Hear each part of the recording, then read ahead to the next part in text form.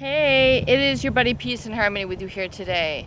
We are going to zoom in and focus in a little bit more in depth on a very common question and comment that we seem to be getting in with each channel, and that is how to put together an exit strategy. How do you move forward from a malignant, covert narcissist or psychopathic relationship, particularly with someone that you are perhaps living with? This could be a parent, this could be a spouse, this could be a fiance, this could be, someone even as an adult child, and you're still living there and you don't know how to get out from under the influence. You don't feel empowered enough. You don't see the solution. You can't focus on your next steps to move forward because this person has you so under their control, their emotional manipulation, that you really can't break free. You can't find that safe place to sort of come into your own and be whole and come into the I am, that positive space, that positive vibration, and begin to really kind of embrace who you are, and then furthermore be surrounded by people who support you, nurture you, and have compassion for you in that situation. And especially if you have tied finances. This person is paying your rent. You're on the same credit card. This person is paying for your food. They're paying for your automobiles. They're paying for your insurance. They're paying for your education. They have your 401k, tied up with, the password, usernames and passwords, and you can't really kind of break free. How do you really be declarative? How do you establish your boundaries? And how do you get out on your own?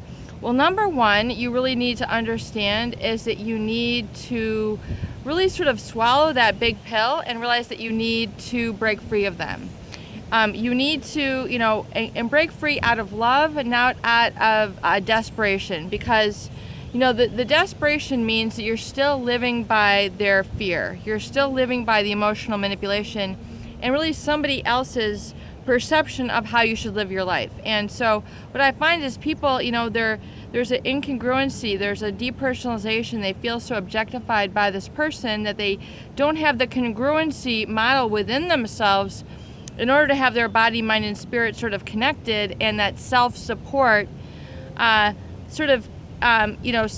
really when it comes to even finances or learning, people might have, an inability to get a job or to get the education that they need. They can't really come to that space of focus. And you need to have a congruency and really that sort of self-compassion that comes from a positive, warm touch. Because, as human beings, we need, that mother. We need that compassion. We need that nurturing, that support, that there's someone who's listening, even the emotional and physical warmth. And oftentimes, people who are enmeshed within these people and emotionally connected or overwhelmed, they don't have this to go to. They don't even have this as part of their foundation. They don't have this.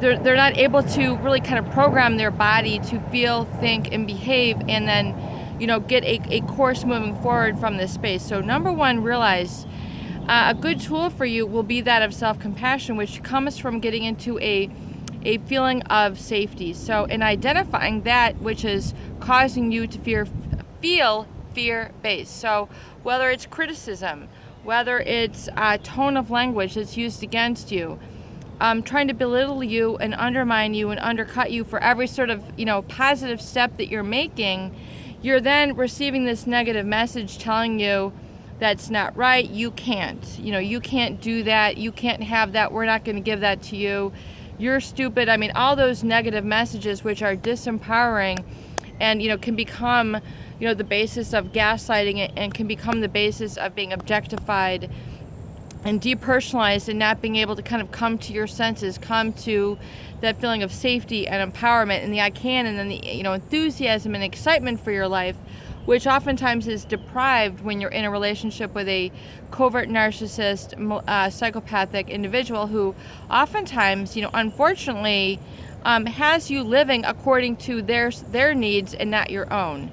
So you then have to get disjointed or disconnected from your own needs. You're not allowed to have those basic human needs such as safety, happiness, peace, a sort of situation where you're supported.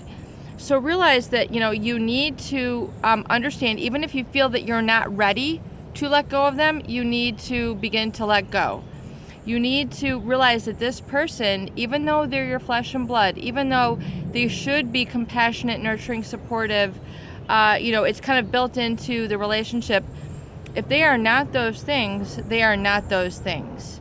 If they are causing you to live by the hormones of fear and stress, the constant feeling that you're being chased after or being vindicated in your own home on a daily basis, you need to really kind of understand, okay, I need to really kind of get away from this person. Even if I'm young, even if I don't have the money, even if I've never done this before, I don't have credit in my name, I don't have friends who I can call on, I don't have family who I can call on, realize that yes, you can. You can go to employment centers in your area.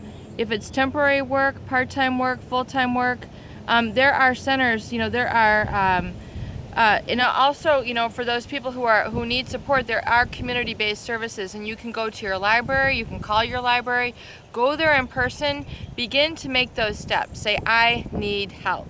Okay, and understanding that yes, you need help, and that help is out there. You've got the library, you've got your community college.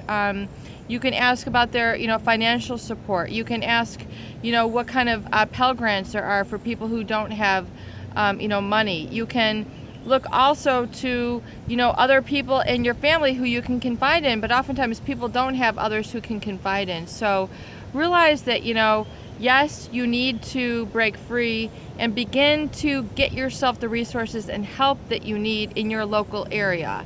And oftentimes, find if you're in a very dangerous situation, you can get the law involved. You can go to, your local court and saying, I'm being, there's domestic violence, there's domestic abuse here. I need some representation and I need some support. So utilize those resources in your community that can help you and give you really those. It's a tough, first couple steps in the journey. But there are resources out there that can help you get your feet on the ground and become involved. And look up at meetup.com. There's a lot of meetups in the area where you can just go and meet people, for hiking, for fishing, for painting. Go to meetup.com or resources in your area or even in your local hospital who have Codependent Anonymous or narcissist support groups in your specific area, not to mention the tools here on YouTube. But begin to make steps, and even and you don't need to basically tell them I need to be supportive, I need to be on my own. Use this as your own kind of communication between yourself and develop that positive self-talk and begin to support yourself in this manner. And you'll see that once you begin, you need to consistently and carefully begin, keeping your steps on a daily basis, moving forward and becoming independent and autonomous, and then industrious, and then excited and passionate about your life, and really sort of breaking free. It's Peace and Harmony with you here today. I hope that these videos do help. Please share and please subscribe for more great tools, videos, discussion, and support.